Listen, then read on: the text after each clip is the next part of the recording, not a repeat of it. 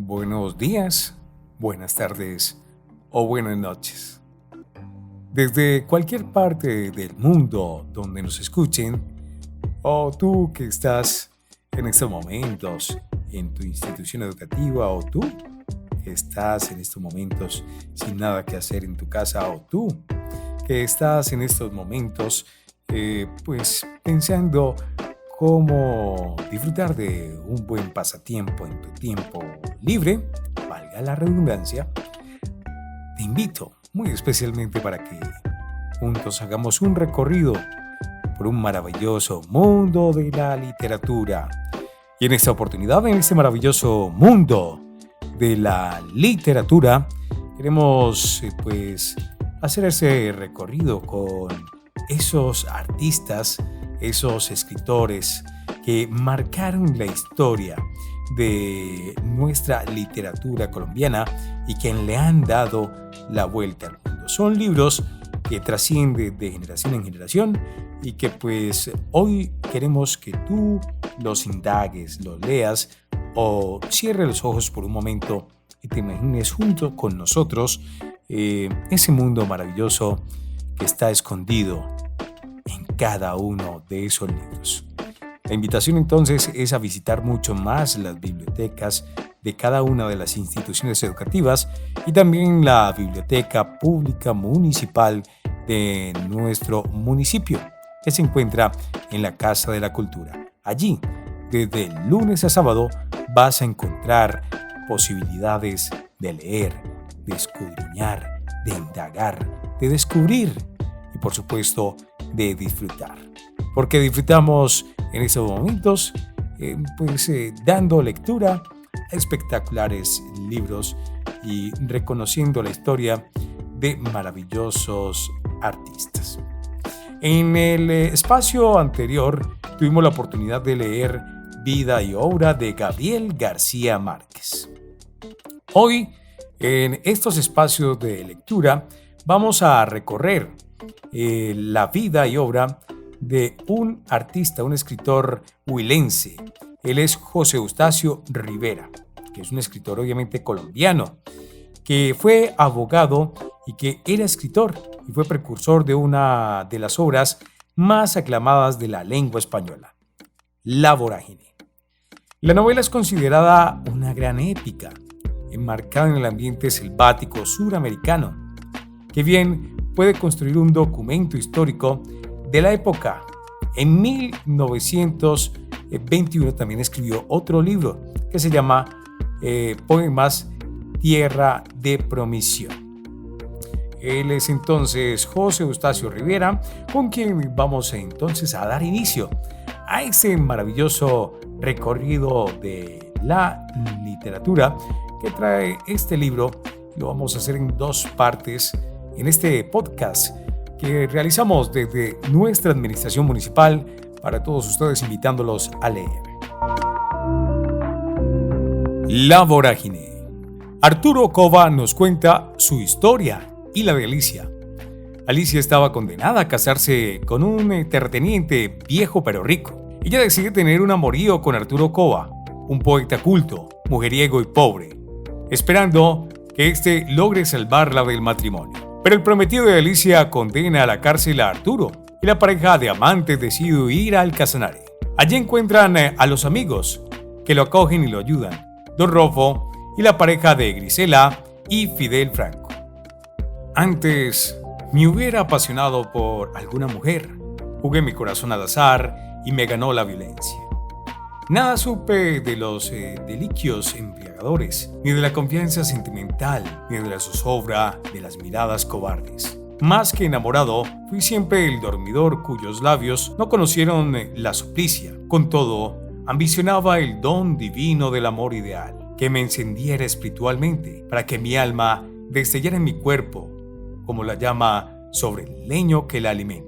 Cuando los ojos de Alicia me trajeron la desventura, había renunciado ya a la esperanza de sentir un afecto puro. En vano, mis brazos, tediosos de libertad, se tendieron ante muchas mujeres, implorando para ellos una cadena. Nadie adivinaba mi ensueño, seguía en silencio en mi corazón. Alicia fue un amor fácil, se me entregó sin vacilaciones, esperanzada en el amor que buscaba en mí. Ni siquiera pensó casarse conmigo en aquellos días en que sus parientes fraguaron la conspiración de su matrimonio, patrocinados por el cura y resueltos a someterme por la fuerza. Ella me denunció los planes arteros. Yo moriré sola, decía. Mi desgracia se opone a tu porvenir. Luego, cuando la arrojaron del signo de su familia y el juez le declaró a mi abogado que me hundiera a la cárcel, le dije una noche en su escondite, resueltamente: ¿cómo podría desampararme? Huyamos. Toma mi suerte, pero dame el amor. Y huimos. Aquella noche, la primera de Casanare, tuve por confidente al insomnio. En la vorágine se empieza a fusionar la ficción y la realidad, el periodismo, la crónica y la literatura, el prólogo y el epílogo, dirigidos al ministro de Colombia. Son un llamado de atención al gobierno de la nación neogranadina. En las primeras publicaciones de la novela también aparecen un par de fotografías. En la primera, un hombre sentado en una hamaca, identificado como Arturo Cova. Y en la segunda, un hombre trepado en un árbol, desangrando el caucho, identificado como Clemente Silva. También en la novela aparecen muchos personajes que estuvieron basados en la vida real. Narciso Barrera fue basado en Julio Barrera Malo, que fue un cauchero dedicado a engañar a la gente en el Meta y en el Bichada. Les entregaba baratijas y les prometía riquezas. La gente los seguía por los ríos Orinoco y Negro, donde él los veía como esclavos o caucheros, con los que había adquirido deudas, como Miguel Pesil, quien aparecía en La Vorágine, como el Turco Pesil, y Tomás Funes, quien aparece como el coronel Funes. Además estaba la inserción de historias por medio de testigos que también son personajes de la novela. Así podemos entonces encontrar detalles sobre el sistema de ultrajes y cómo lograban perpetuar la esclavitud de los caucheros gracias al relato de Clemente Silva. Vamos a continuar entonces este recorrido por este maravilloso libro que se llama La Vorágine y que traemos hoy en este espacio de lectura, en este podcast que hacemos desde nuestra administración municipal. En la segunda parte, Arturo Cova, Franco, Correa y el Pipa huyen al Bichada. Allí encuentran diferentes tribus indígenas. Están los aborígenes del Bohío, descritos como dóciles, astutos y desconfiados, quienes los aprovisionan para el viaje. Luego encuentran a la tribu nómada de los Guaivos. Son descritos como una tribu ingenua, supersticiosa y rudimentaria. Arturo y sus camaradas son bienvenidos por la tribu, la cual los despide con una gran fiesta al ritmo de los tambores, bailes y chicha fermentada. Al reanudar el viaje, casualmente encuentran a Elimesa, quien había estado bajo el mando de Fidel Franco, cuando todavía era parte del ejército.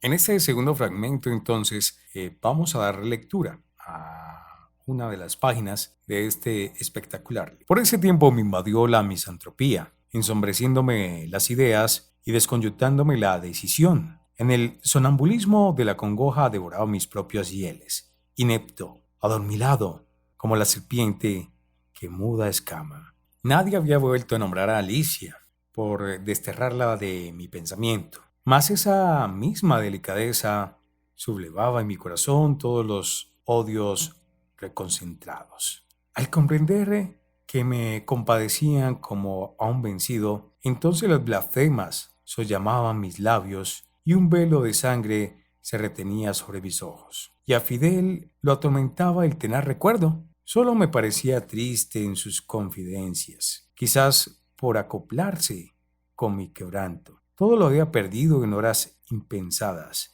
y sin embargo daba a entender que desde ese instante se sintió más libre y poderoso, cual si el infortunio fuera simple sangría para su espíritu.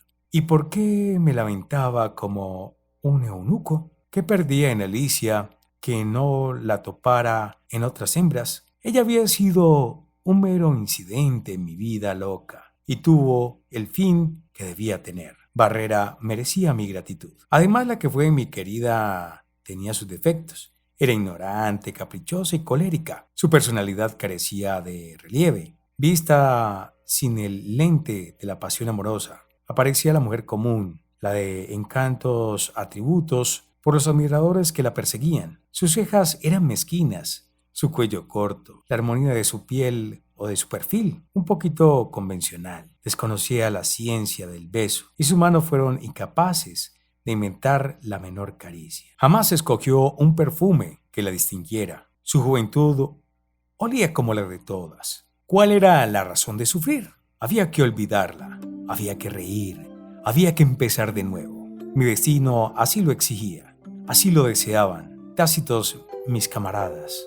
El Pipa, disfrazando la intención con el disimulo, cantó cierta vez un llorao genial a los compases de las maracas para infundirme la ignoría confortadora. El domingo la vi en misa, el lunes la enamoré, el martes ya le propuse, el miércoles me casé, el jueves me dejó solo, el viernes la suspiré, el sábado el desengaño y el domingo a buscar otra, porque solo no me amaño. Mientras tanto, se inició en mi voluntad una reacción casi dolorosa, en que colaboraron el rencor y el escepticismo, la impotencia y los propósitos de vergüenza. Me burlé del amor y de la virtud, de las noches bellas y de los días hermosos. No obstante, alguna ráfaga del pasado volvía a refrescar mi ardido pecho, nostálgico de ilusiones, de ternura y de serenidad.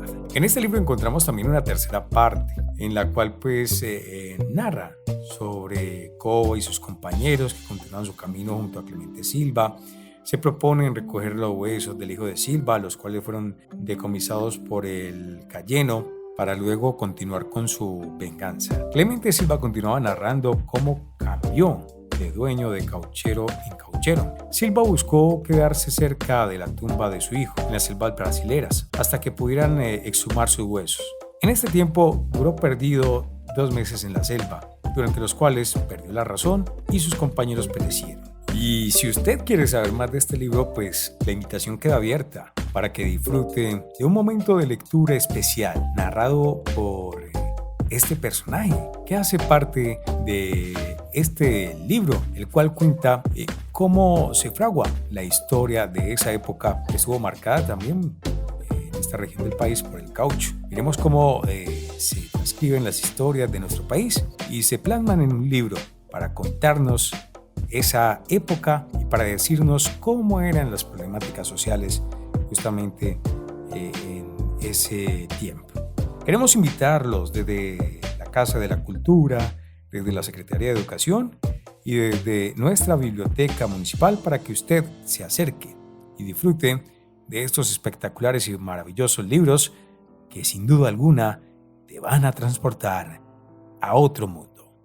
Nos vemos, nos escuchamos, nos reímos, gozamos, hablamos en una próxima oportunidad.